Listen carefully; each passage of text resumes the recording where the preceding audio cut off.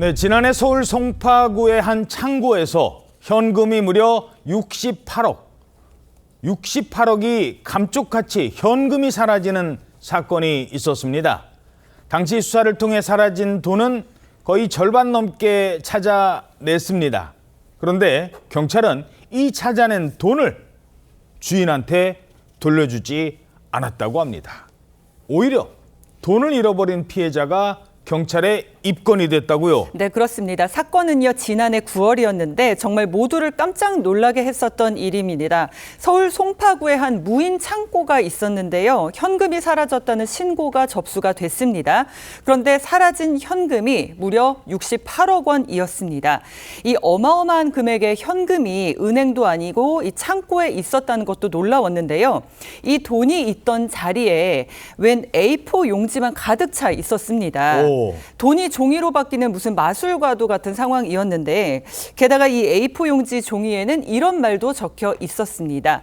내가 누군지 알아도 모른 척해라 라고 적혀 있었다고 합니다. 이야, 68억 가져가 놓고 거기에다가 내가 누군지 알아도 모른 척 하시라. 이런 쪽지를 남기고 68억 그 현찰을 가져간 거예요. 누가 가져갔을까요? 잡혔습니다. 바로 창고업체 직원이었답니다. 훔친 돈 어디에 쓰시려고 했습니까? 가족까지 동원됐는데 또 다른 방법 있나요? 실제 40억만 훔친 거 맞으세요? 하실 말씀 따로 없으세요?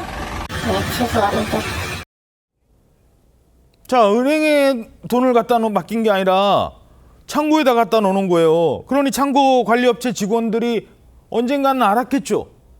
그걸 훔쳐간 겁니다. 그야말로 고양이에게 생선을 맡긴 저 사람은 팀장급이라고 하던데, 자, 그래서 저 범인을 잡았으니까 돈을 찾았습니까? 예, 당시에 이제 범인을 금방 잡았는데 예. 말씀하신 것처럼 창고를 운영하던 업체의 팀장급 직원인 40대 남성이었습니다. 이 남성이 창고를 관리하다가 우연히 현금의 존재를 알게 돼서 범행에 나섰다라고 이제 진술을 했는데 예. 현금이 얼마나 많았는지 5일에 걸쳐서 현금을 옮겼다고 합니다. 닷새 걸렸대요? 그렇습니다. 닷새 걸쳐서 현금을 훔치고 그 다음에 CCTV 전원 차단하고 영상을 삭제했다고 하는데 야. 저 남성의 어머니까지 또 훔친 현금을 보관하는 등 함께 도와준 혐의로 입건이 됐는데 예. 그런데 당시에 사라졌던 68억 원 중에 40억 원 정도를 경찰이 찾아냈습니다. 오호, 한 푼도 아니고 돈 주인은 얼마나 놀랐을까요? 68억이 사라졌으니. 그런데요, 이 돈을 잃은 피해자가 조금 수상한 태도를 보였대요. 경찰이 수사를 하는데 협조를 잘 안 해줬다고요? 사실 굉장히 의아스러운 상황이죠. 왜냐하면 68억입니다. 뭐 6,800만 원도 아니고 내 돈 60만 원만 없어져도 모든 알고 있는 정보들과 자료들을 제출하고 적극적으로 협조해서 범인을 찾아서 피해를 회복하려고 할 텐데 그러게. 이 피해자가 경찰 수사에 제대로 협조를 하지 않고 직업만 밝히고 나머지 얘기들은 함구를 하고 있는 상황이라고 합니다. 일단 현금이 사라진 지 2주가 지나서야 경찰에 신고가 접수가 됐는데 알고 나서 바로 신고한 건지 인지가 늦었는지까지는 확인이 되지 않은 상황인데 이후의 태도가 상당히 수상합니다. 68억이면 적은 돈이 아닌데 이걸 창고에, 그것도 그냥 사설 창고에 보관했다는 것 자체부터가 좀 의심스러운데요. 피해자 주사가 상당히 중요한 상황이었습니다. 그런데 피해자는 자기가 자영업자라는 얘기까지만 하고 현금 출처에 대해서는 사업 자금이다 이런 얘기만 하고 구체적인 진술을 회피하고 있는 것으로 전해지고 있습니다. 사업 수익금 17억 원과 투자받은 돈 50억 원 등을 지난 2022년부터 보관해왔다 이렇게만 주장을 하고 있는데요. 경찰이 당시에 피해자가 수사에 제대로 협조하지 않고 있다. 피해자뿐만 아니라 피의자 모두 입을 다물고 있는 상황이다라고 하면서 어려움을 토로하기도 했었습니다. 그러니까요.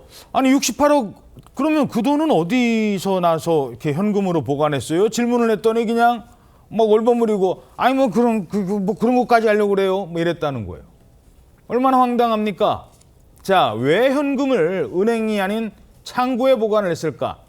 경찰이 그래서 범인뿐만 아니라 이 피해를 당했다는 사람도 함께 입건한 상태라고요?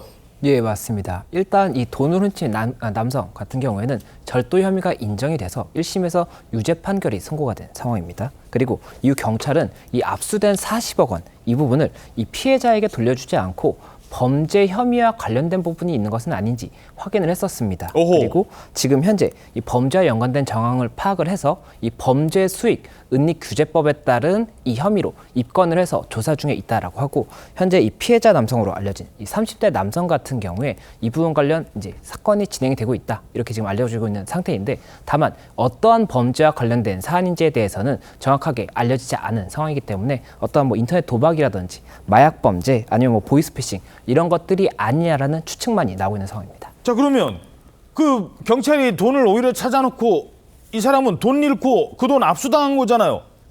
그럼 그 40억은 어떻게 되는 거예요?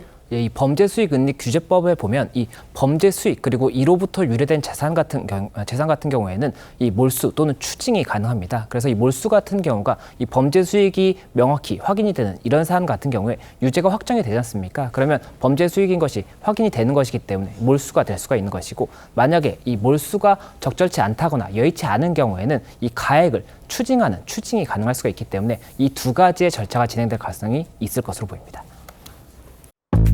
Thank